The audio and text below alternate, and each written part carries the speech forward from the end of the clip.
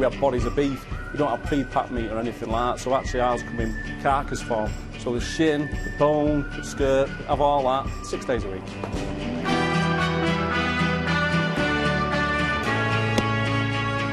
It's the bone that runs round the femur, so there shouldn't be round it, and obviously it's the bone marrow in the middle of it there, that's bone marrow.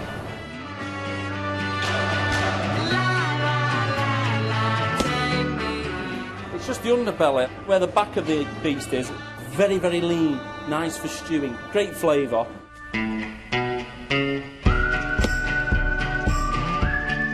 There's the leg, and that's the shin, and that's all the beef there. Great for casseroling, absolutely beautiful, where all the taste is. Nice. It does take time, it's not like a piece of steak where you can throw it under the grill a couple of minutes. It does take a preparation. Like you say, a few vegetables with it, in a pot, leave it in the oven for a couple of hours. Beautiful, absolutely beautiful.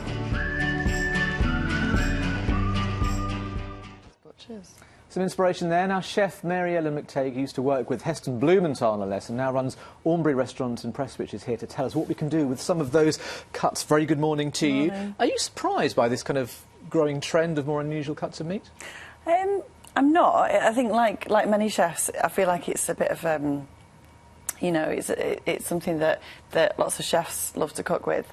You know, it's good that more and more people are finding out about it, because they really are, you know, there's some really delicious cuts of meat that you can eat that aren't sort of used very often by people. OK, so in case anyone's wondering, that is a beef skirt, isn't it? Nothing to do with Lady Gaga's meat dress or anything like that. So what could you do with this, which you couldn't do with, say, a standard steak?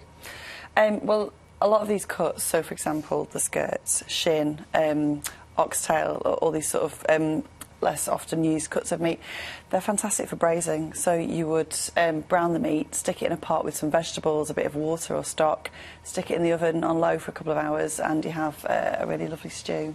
Because I think many people might think their culinary skills aren't up to it, because it sounds a bit more intimidating, doesn't it, when you talk about a bone marrow or oxtail? I mean, you've got to be some kind of expert in the kitchen.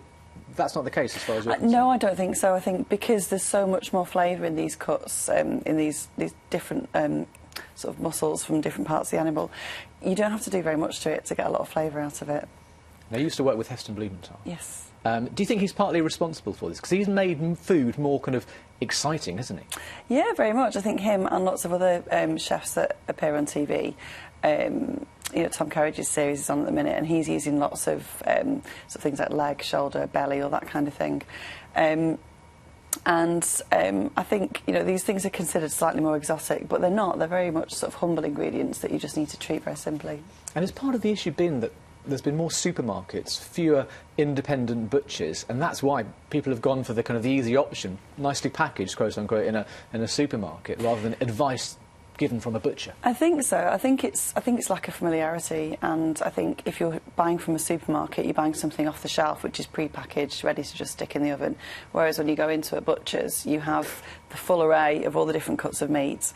You have the butcher to speak to get advice from. So it's probably a lot less intimidating. Unfortunately, for a lot of people, there aren't. You know, a lot of people don't have a good local butcher. And a lot of us shop in the supermarkets for convenience. Sunday lunch coming up for many people. What would you say to someone if they could go, if they can find a butcher which is open, which they might not be able to? What should they buy? I would say pork belly. That's my favourite for a Sunday lunch. Slow roast pork belly. Okay.